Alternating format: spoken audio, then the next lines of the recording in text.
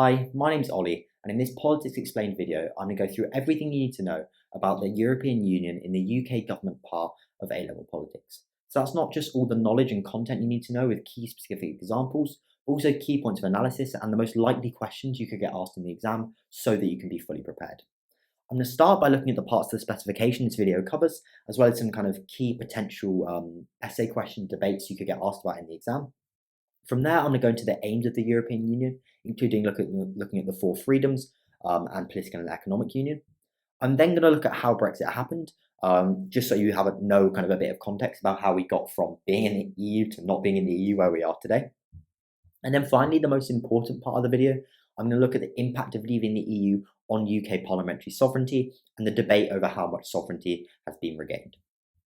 So yeah, if you want to access the PDF, you can see up there, go to the first link in the description to the Politics Explained website, where you can also find a place to sign up for tutoring if you're interested, as well as you can find access there to lots of essay plans, full sets of notes, which you can purchase there to help you in your politics A-level. So yeah, without further ado, let's get into it. So starting off with the parts of the specification this lesson covers, and it's in the relations between branches topic, and it's the aims, role, and impact of the European Union on the UK government.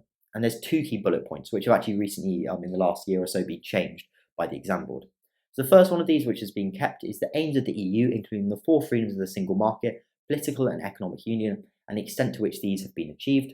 And the second is the impact of leaving the EU on UK parliamentary sovereignty in relation to policy making. And it's that kind of second one that I predict is most likely to be asked in the exam. In terms of the key debates, it's actually difficult to imagine what question could be asked about this topic, as it was recently changed by Edexcel.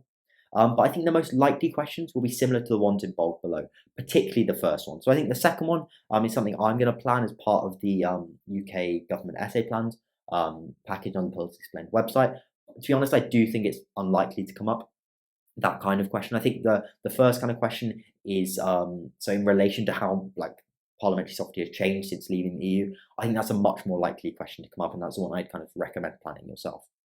So if you make detailed essay plans on that question, and obviously if you want to, the second one as well, which you can then adapt to different more specific questions that come up, you should be well prepared for the exam. As I said, these essay plans will soon be available on the Politics Explained website, as well as part of the package of UK government essay plans. So those two questions are: evaluate the view that leaving the European Union has improved parliamentary sovereignty, and evaluate the view that the European Union has achieved its aims. So starting off in relation to the content for that second question, with a bit of context on the EU and its aims. So the aims of the European Union. So starting off with an introduction to the EU. So the EU began as a coal and steel pact between 6 countries in 1950. France and Germany in particular wanted to pull control of these industries needed for waging war as a means of promoting peace, having been on the opposing side of 2 world wars. The 1957 Treaty of Rome made that coal and steel pact a trading bloc, so a customs union, known as the European Economic Community or Common Market, and the UK joined this European Economic Community in 1972. In 1986, the EEC, the European Economic Community, became the single market with a single set of rules and 4 freedoms, which I'm going to go through in a bit more detail in a minute. And the 1992 Maastricht Treaty committed most member states to formal political and monetary union with a single currency, the euro. Within the single market, the EU also set out the common policies of worker rights and other social policies, as well as environmental standards, creating a level playing field for businesses and workers. So Britain opted out of the monetary union. So it signed the Maastricht Treaty, but it didn't join the euro. And then the most recent treaty, the 2007 Lisbon Treaty, furthered political union by giving the European Council a permanent president and the EU a foreign policy minister. So that's just a bit about the history of the EU. And now looking at what policy areas the EU controls. So the EU has exclusive competence over trade with non-EU states, customs and tariffs, and competition policy. The EU also has some control over immigration, agriculture, fishing, environmental policy, regional development, social and employment policy, and parts of foreign and security policy. Other policy areas, including most taxation, national defence, education, health, and social security, are controlled by the member states. So they haven't been control over those areas hasn't been ceded to the EU. A key aim of the EU. So the first one is achieving peace. So promoting peace was a key reason for the European Economic Community and that Coal and Steel Pact in the first place, and has been important to further European integration since. So European integration fosters cooperation and economic interdependence, which makes war a lot less likely. And peace was also a significant motivator for EU enlargement following the collapse of the Soviet Union, after which 13 new member states joined. This has been a major success, with no wars between EU member states since the end of the Second World War. Another key aim of the EU can be seen as the four freedoms of the EU single market, and is a key part of the EU. So the four freedoms are free movement of goods, services, people, and capital. And they were intended to create a single European market that would facilitate trade, cooperation, economic growth, and freedom. And so, to what extent have they been achieved? The four freedoms of the EU have been largely achieved, with free movement of EU citizens to live and work in other member states, and the seamless movement of goods and services across Europe. There have been some limitations to this, however, particularly in relation to the free movement of people. So when the Schengen area was introduced in 1995, which abolished border controls between member states, the UK and Ireland negotiated opt-outs, so that was kind of a limit. Further, some member states introduced border restrictions in response to the 2015 migrant crisis and the COVID-19 pandemic. So there have been kind of instances in which freedom of movement has been limited as well. There has also been rising Euroscepticism across Europe in response to freedom of movement in particular, with the free movement of individuals from poorer Eastern European nations to richer Western European nations being controversial and generating a lot of resentment. Even though these EU migrants are net contributors to national economies, many feared that they were taking local people's jobs and putting pressure on public services, and this is one of the key reasons why Britain voted to leave the EU, and there's been rising Euroscepticism in a lot of other countries, for example Germany with the AfD. So, four freedom is one of the key aims of the EU and key parts of the EU. The kind of other key one kind of mentioned by the spec is political and economic union. So, how is economic union an aim of the EU? Establishing an economic and monetary union was a goal for the majority of EU states. This entailed the creation of the Eurozone, including the European Central Bank, the ECB, which set interest rates, and a single currency, the euro. Economic union was aimed, the aim of economic union was to facilitate cross-border trade and travel by eliminating the uncertainty caused by fluctuating exchange rates and the cost of converting currencies. In the long term, the project was also meant to underpin closer political union. So, to what extent has economic union been achieved? The euro was introduced as a trading currency in 1999 and was issued as notes and coins from 2002, and by 2014, 19 states had become members of the Eurozone, but Britain and Denmark exercised their right to opt out as they were not prepared to surrender economic sovereignty and have their interest rates set by the European Central Bank. After the 2008 financial crash, some Eurozone members in Southern Europe encountered difficulties because they didn't follow the rules laid down to prevent countries from running at unsustainable levels of government debt, and as a result, they had to be bailed out by EU funds, which created a lot of tensions and opposition from other areas of the EU. During COVID, there were also tensions between richer and poorer member states over the Pandemic Emergency Purchase Programme, in which the European Central Bank lent out over 1.3 billion euros. So, on one hand, it can be seen as having been achieved because that is the euro. Only a couple of states negotiated opt-outs. And yeah, a lot of countries do have the euro. On the other hand, there are tensions within economic union, especially recently in relation to the financial crash and in relation to COVID. So now going on to political union. So closer political union and cooperation is another key aim of the EU. This has included the establishment of a wide range of institutions, including the European Commission, which is the bureaucracy, the European Parliament, the elected representatives, and the European Court of Justice, the judiciary, and the European Council, which consists of heads of government from the member states who kind of negotiate with each other. So there's a lot of EU bodies which make decisions and can be seen as kind of forming political union. To what extent has it been achieved? So there are now a range of EU institutions, including some which are supranational in character, meaning that decision making is transferred to a higher body which operates independently of nation states. So that can be seen as creating a lot of kind of been significant in creating political union, as it's decisions are made by an EU body and not by the member states through negotiation. But the European Council does remain the key decision-making body in the EU, and that's an intergovernmental body, not a supranational body, and that's based on the cooperation of members states in decision making. So it's because it's the kind of member states cooperating to come to decisions that can be seen as not as creating as much political union as if it was a just kind of a body that was only for the EU, right, rather than kind of through cooperation.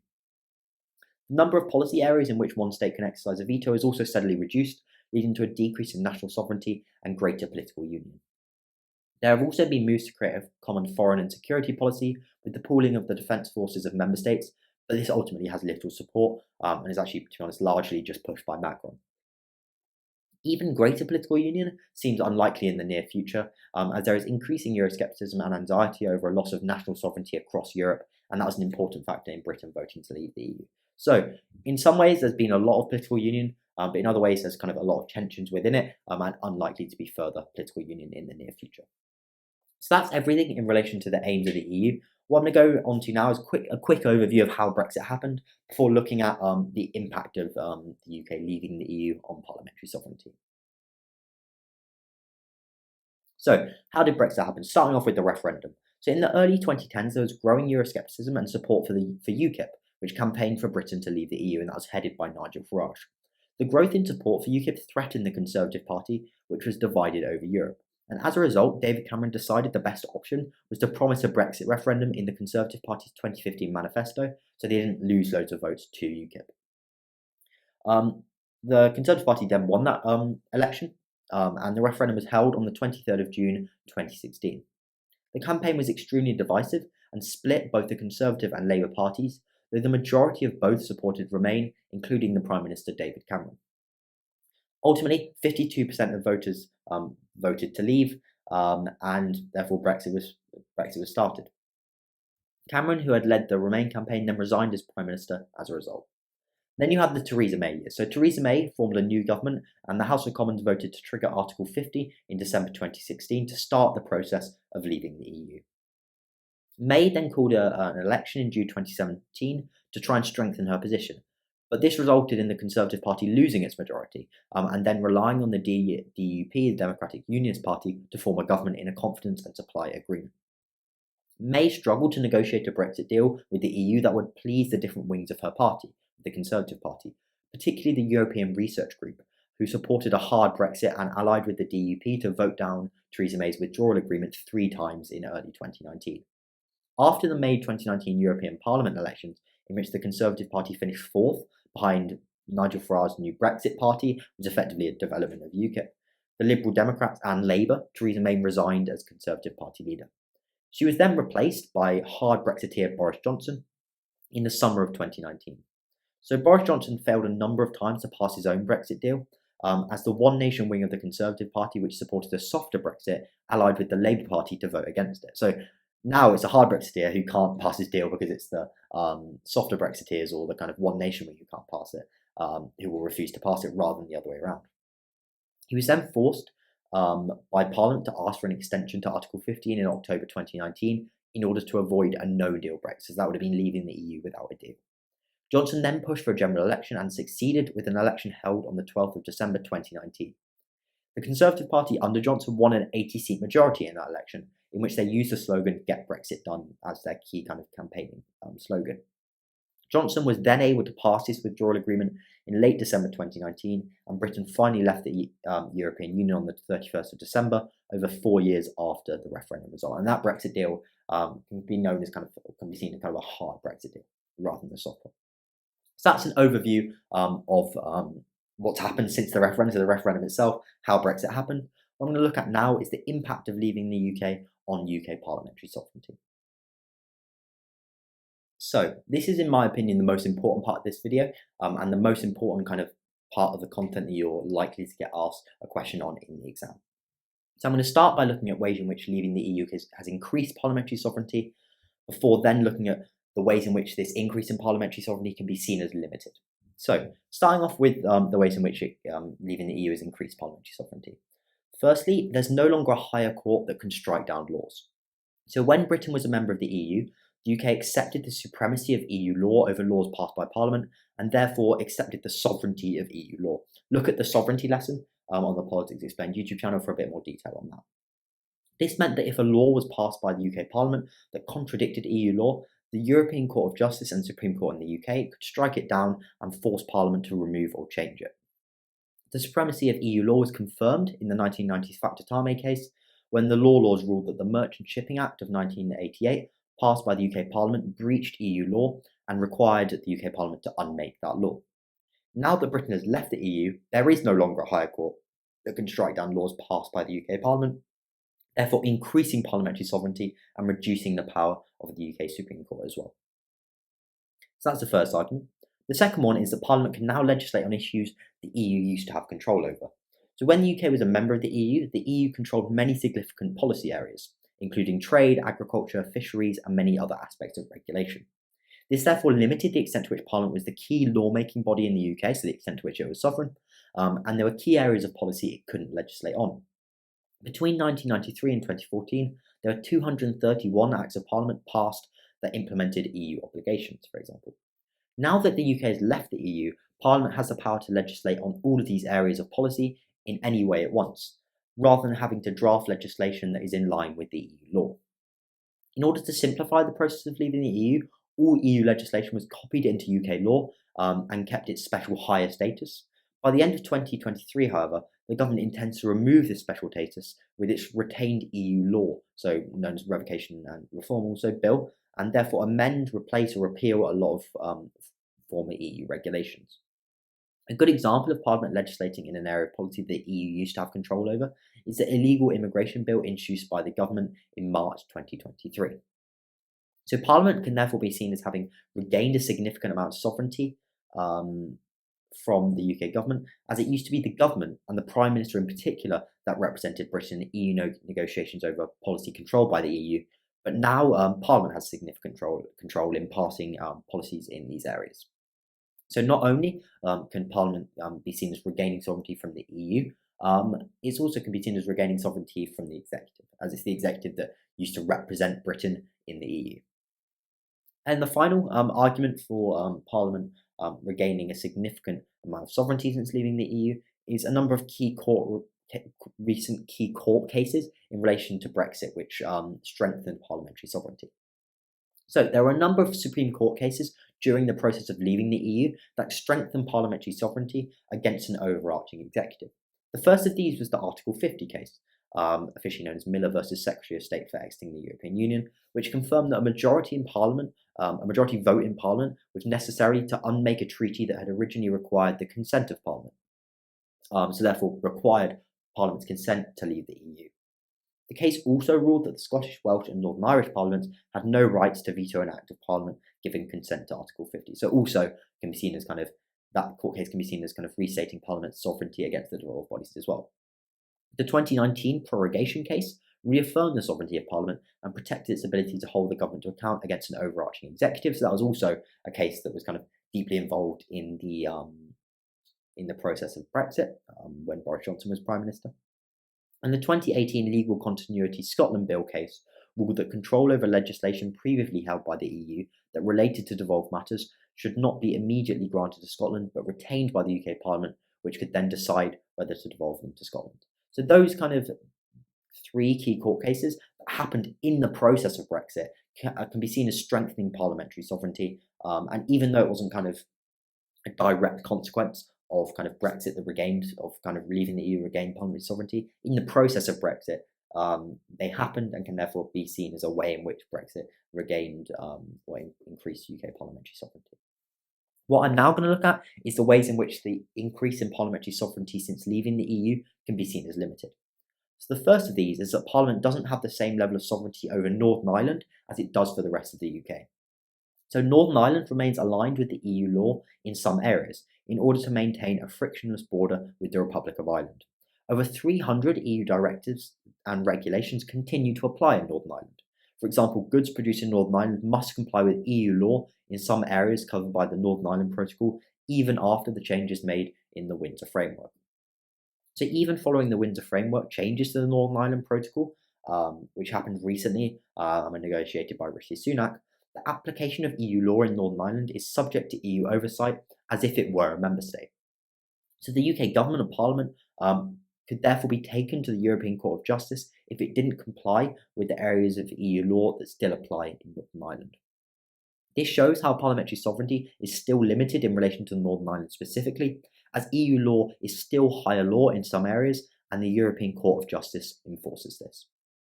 The second argument for the regaining of parliamentary sovereignty since leaving the EU being limited is that significant sovereignty has been given to the executive rather than to Parliament.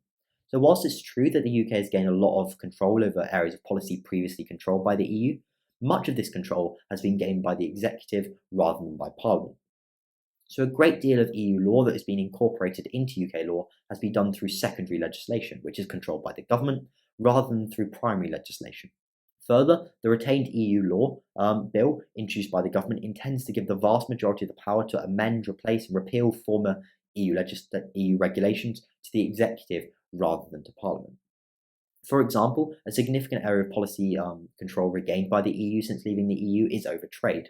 The UK government has the power to make trade deals without parliamentary approval, which with Parliament only scrutinising the deals once they've been agreed. So the March 2023 UK-Asia trade deal, officially kind of joining the CPTPP, for example, was signed without parliamentary consent. So overall, that's the argument that yes, it can be seen that the UK has gained significant sovereignty since leaving the EU, but a lot of that sovereignty isn't exercised by Parliament, it's exercised by the executive. So, final couple of arguments. The first one of these is that the UK has lost the pooled sovereignty of being in the EU. So those who supported EU membership argued that the sovereignty wasn't lost through EU membership, but pooled with the sovereignty of other countries, and the UK therefore gained influence on the global stage by being a member of the EU that it couldn't have on its own. By leaving the EU, the UK has lost this greater global influence it had through pooled sovereignty. Further, whilst in the EU, the UK was able to have this pooled sovereignty, whilst also having a lot of opt-outs from key EU policies, therefore limiting the amount of sovereignty that was actually lost by the UK Parliament when the UK was a member of the EU. So, for example, Britain opted out from adopting the euro as a currency, as the UK wasn't willing to surrender economic sovereignty and control over interest rates to the European Central Bank. And Britain also opted out from the Schengen Agreement, which abolished border controls between member states. The final argument that the regaining of parliamentary sovereignty since leaving the EU has been limited is that leaving the UK has arguably increased the chances of the UK breaking up. So Brexit has arguably increased the chances of Scotland or Northern Ireland becoming independent, as both countries had majority support for Remain during the referendum and would be economically incentivised to rejoin the EU. This would significantly reduce parliamentary sovereignty if so, as the UK Parliament would lose control over a part of the UK. So Parliament would no longer have sovereignty over Scotland, for example, if it was independent. And that can be seen as kind of risking a decrease in parliamentary sovereignty. Further, in the future, some of the powers regained from the EU may be given to the royal bodies rather than held by the UK Parliament. So yeah, that's everything in terms of the content. Those key arguments at the end there are the most important part of the video, and the key ones you could get asked a question about. So going into the questions now, evaluate the view that leaving the European Union has improved parliamentary sovereignty. As I said at the start of the video, that's kind of the most important kind of type of question you could potentially get asked about. The most important type is about the kind of impact of leaving the EU on parliamentary sovereignty. And for that one, I'd kind of match up these arguments at the end. So I'd probably do the first paragraph, potentially, how there is no longer a higher court that can strike down laws for kind of the UK having UK's parliamentary sovereignty having been increased, and then do that against the fact that Parliament doesn't have the same level of sovereignty over Northern Ireland as it does for the rest of the UK. For the second paragraph, I'd probably do how Parliament can now legislate on issues that EU used to have control over, and then counter that with the fact that it's actually the executive that exercises a lot of that sovereignty.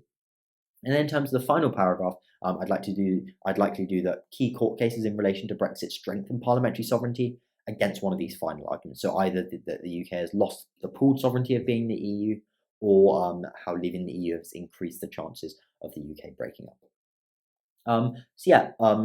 In terms of that second question, evaluate the view that the European Union has achieved its aims. As I said, I think this is very unlikely to get asked that type of question, and much less likely. But for that one, I'd likely do 3 paragraphs on the key aims of the EU. So, for example, the first one on achieving peace, the second one on the 4 freedoms of the EU single market, and the third one on political and economic union. Or you could do 4 freedoms, political union, economic union as your 3 paragraphs.